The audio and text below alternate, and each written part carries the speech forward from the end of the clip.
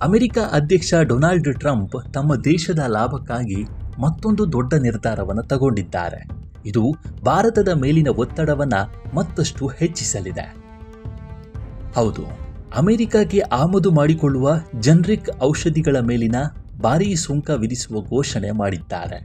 ಇದು ಭಾರತದ ಔಷಧ ಉದ್ಯಮಕ್ಕೆ ದೊಡ್ಡ ಸವಾಲಾಗುವ ಸಾಧ್ಯತೆ ಇದೆ. ಟ್ರಂಪ್ ಅವರ ಈ ನಿರ್ಧಾರ ಭಾರತದ ಸಮಸ್ಯೆಗಳನ್ನು ಹೆಚ್ಚಿಸಲಿದೆ. ವಾಸ್ತವವಾಗಿ ಅಮೆರಿಕ ಅಧ್ಯಕ್ಷ ಡೊನಾಲ್ಡ್ ಟ್ರಂಪ್ ಅಮೆರಿಕಕ್ಕೆ ಆಮದು ಮಾಡಿಕೊಳ್ಳುವ ಜನರಿಕ್ ಔಷಧಿಗಳ ಮೇಲೆ ಭಾರೀ ಸುಂಕವನ್ನು ವಿಧಿಸಿದ್ದಾರೆ. ಇದು ಭಾರತದ ಮೇಲೆ ನೇರ ಪರಿಣಾಮ ಬೀರುತ್ತೆ. ತಮ್ಮ ಸಾಮಾಜಿಕ ಮಾಧ್ಯಮ ಟ್ರುತ್ ಸೋಷಿಯಲ್ನಲ್ಲಿ ಟ್ರಂಪ್ ಈ ಘೋಷಣೆಯನ್ನು ಮಾಡಿದ್ದಾರೆ. 2026 ಆಗಸ್ಟ್ 1ರಿಂದ ಜಾರಿಗೆ ಬರುವಂತೆ ಅಮೆರಿಕಕ್ಕೆ ಬರುವ ಎಲ್ಲ ಜನರಿಕ್ ಔಷಧಿಗಳಿಗೆ 2 ವರ್ಷಗಳವರೆಗೆ ಸುಂಕ ರಹಿತವಾಗಿರುತ್ತೆ. ಆದರೆ 2028ರ ನಂತರ ನಿಯಮಗಳು ಬದಲಾಗುತ್ತೆ. ಮೊದಲ 1 ವರ್ಷ 100% ಸುಂಕ ಮತ್ತು ನಂತರ 200% ಸುಂಕ ವಿಧಿಸಲಾಗುತ್ತೆ ಅಂತ ಹೇಳಿದ್ದಾರೆ. ಅಮೆರಿಕದಲ್ಲಿ ಜನರಿಕ್ ಔಷಧಿಗಳ ಉತ್ಪಾದನೆಯನ್ನು ಹೆಚ್ಚಿಸುವುದು, ಅಮೆರಿಕದ ಕಂಪನಿಗಳು ಅಲ್ಲಿಯೇ ಫ್ಯಾಕ್ಟರಿ ಸ್ಥಾಪಿಸುವಂತೆ ಒತ್ತಾಯಿಸುವುದು, ನಿಗದಿತ ಸಮಯದಲ್ಲಿ ಉತ್ಪಾದನಾ ಘಟಕಗಳನ್ನು ಕಟ್ಟದ ಕಂಪನಿಗಳಿಗೆ ದಂಡ ವಿಧಿಸುವುದಾಗಿಯೂ ಎಚ್ಚರಿಕೆ ನೀಡಿದ್ದಾರೆ. ಇದು ಅಮೆರಿಕದ ಜನರನ್ನು ರಕ್ಷಿಸುವ ಕ್ರಮ ಅಂತ ಟ್ರಂಪ್ ಹೇಳಿದ್ದಾರೆ. ಪೇಟೆಂಟ್ ಔಷಧಿಗಳ ನೀತಿಯನ್ನು ಬದಲಾಯಿಸುವುದಿಲ್ಲ ಅಂತ ಸ್ಪಷ್ಟಪಡಿಸಿದ್ದಾರೆ. ಭಾರತವನ್ನು ವಿಶ್ವದ ಔಷಧಾಲಯ ಅಂತ ಕರೀತಾರೆ.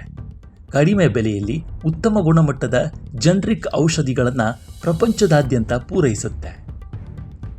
ಅಮೆರಿಕ ಭಾರತೀಯ ಔಷಧ ಕಂಪನಿಗಳಿಗೆ ಅತಿ ದೊಡ್ಡ ಮಾರುಕಟ್ಟೆಯಾಗಿದೆ. ಗ್ಲೋಬಲ್ ಟ್ರೇಡ್ ರಿಸರ್ಚ್ ಇನಿಷಿಯೇಟಿವ್ ಪ್ರಕಾರ 2025ರಲ್ಲಿ ಭಾರತ ಅಮೆರಿಕಕ್ಕೆ ಸುಮಾರು $9.7 ಬಿಲಿಯನ್, ಅಂದಾಜು 82,000 ಕೋಟಿ ರೂಪಾಯಿ ಮೌಲ್ಯದ ಔಷಧಗಳನ್ನು ರಫ್ತು ಮಾಡಿದೆ. ಇದು ಭಾರತದ ಒಟ್ಟು ಔಷಧ ರಫ್ತಿನ ಸುಮಾರು 38% ಆಗುತ್ತೆ. ಈ ನಿರ್ಧಾರ ಭಾರತದ ಔಷಧ ಉದ್ಯಮಕ್ಕೆ ದೊಡ್ಡ ಆಘಾತ ನೀಡುವ ಸಾಧ್ಯತೆ ಇದೆ. ಅಮೆರಿಕದಲ್ಲಿ ಭಾರತೀಯ ಜನರಿಕ್ ಔಷಧಿಗಳು ಬಹಳ ಜನಪ್ರಿಯ.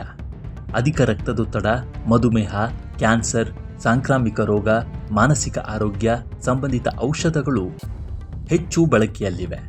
ಈ ಔಷಧಿಗಳ ಬೆಲೆ ಕಡಿಮೆ ಇರುವುದರಿಂದ ಅಮೆರಿಕದ ರೋಗಿಗಳು ಅವುಗಳನ್ನು ಹೆಚ್ಚು ಬಳಸ್ತಾರೆ. 100ರಿಂದ 200% ಸುಂಕ ತಲುಪಿದರೆ ಔಷಧಿಗಳ ಬೆಲೆ ಹೆಚ್ಚಾಗುತ್ತೆ. ಇದರಿಂದಾಗಿ ಭಾರತೀಯ ಕಂಪನಿಗಳ ರಫ್ತು ಕಡಿಮೆ ಆಗಬಹುದು. ಅಮೆರಿಕದ ರೋಗಿಗಳಿಗೆ ಔಷಧಿಗಳು ದುಬಾರಿ ಆಗಬಹುದು. ಇದು ಭಾರತೀಯ ಔಷಧಿ ಉದ್ಯಮಕ್ಕೆ ಒಂದು ದೊಡ್ಡ ಹೊಡೆತ ಅಂತಲೇ ಹೇಳಬಹುದಾಗಿದೆ.